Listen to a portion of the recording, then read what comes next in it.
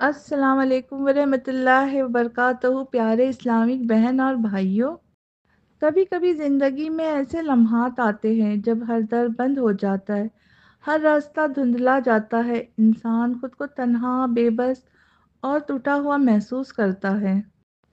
لیکن سنو، یہ وہی لمحہ ہوتا ہے جب اللہ کی غیبی مدد عرش سے اترنے والی ہوتی ہے، کیونکہ رب کا وعدہ ہے، بے شک اللہ صبر کرنے والوں کے ساتھ ہے۔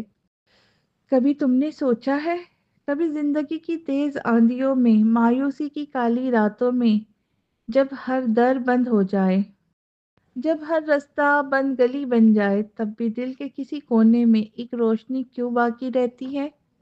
یہ روشنی تمہارے رب کی طرف سے ہے، یہ اس کی طرف سے ایک اشارہ ہے کہ رک جاؤ، ہار نہ مان، میں تیرے ساتھ ہوں۔ آج ہم آپ کو بتائیں گے، جب اللہ کی غیبی مدد نازل ہونے والی ہوتی ہے تو کون سی چار نشانیاں تمہیں محسوس ہوتی ہے، اور ساتھ ہی سنائیں گے کیسا معجزہ جو تمہارے ایمان کو جھنجھوڑ کر رکھ دے گا۔ تو بس آخر تک اس ویڈیو کو دل سے دیکھو، کیونکہ شاید یہ ویڈیو تمہارے زندگی کا رخ بدل دے۔ نشانی نمبر 1، جب دل ٹوٹ چکا ہو، آنسو خشک ہو چکے ہو، پھر بھی دل میں ایک اندیکھی طاقت سے صبر جنم لینے لگے، تو سمجھ لو کہ غیبی مدد کی پہلی کرن طلوع ہو چکی ہے۔ صبر وہ کنجی ہے جو عرش کے خزانوں کو کھولتی ہے، جیسا کہ قرآن میں کہتا ہے، اور اللہ صبر کرنے والوں کو بے حساب اجر دے گا۔ جب حالات بدترین ہو اور تم ٹوٹنے کے باوجود بھی صبر کر رہے ہو، تو یہ اشارہ ہے کہ رب کی مدد قریب ہے۔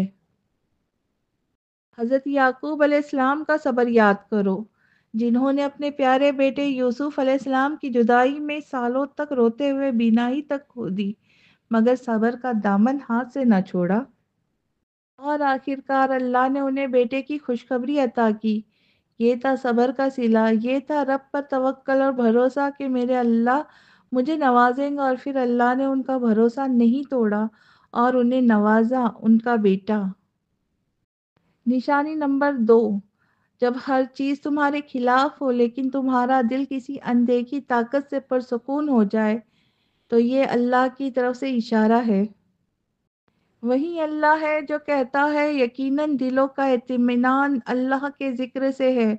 جب قرآن کہہ رہا ہے دلوں کا سکون اللہ کے ذکر میں ہے، تو بس اللہ کے در تھامے رکھو۔ نشانی نمبر 3، جب تمہارے آنسو بے ساختہ بہنے لگے، تمہاری زبان سے بار بار یا اللہ مدد کر نکلنے لگے، تو جان لو کہ آسمان پہ تمہارا معاملہ زیر غور ہے۔ سنو، دعائیں کبھی ضائع نہیں ہوتی، یا تو تمہیں وہ ملتا ہے جو مانگا ہو، یا اس سے بہتر، یا پھر کوئی مصیبت تم سے ٹال دی جاتی ہے۔ نشانی نمبر 4، جب دنیا کہے کہ اب کوئی راستہ نہیں اور اچانک اللہ راستہ بنائے، تو سمجھ لو کہ یہ غیبی مدد کی نشانی ہے۔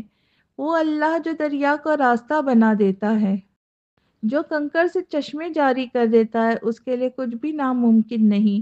یاد کرو حضرت موسیٰ علیہ السلام کو، جب حضرت موسیٰ علیہ السلام بنی اسرائیل کو لے کر فرعون سے بچتے ہوئے جا رہے تھے۔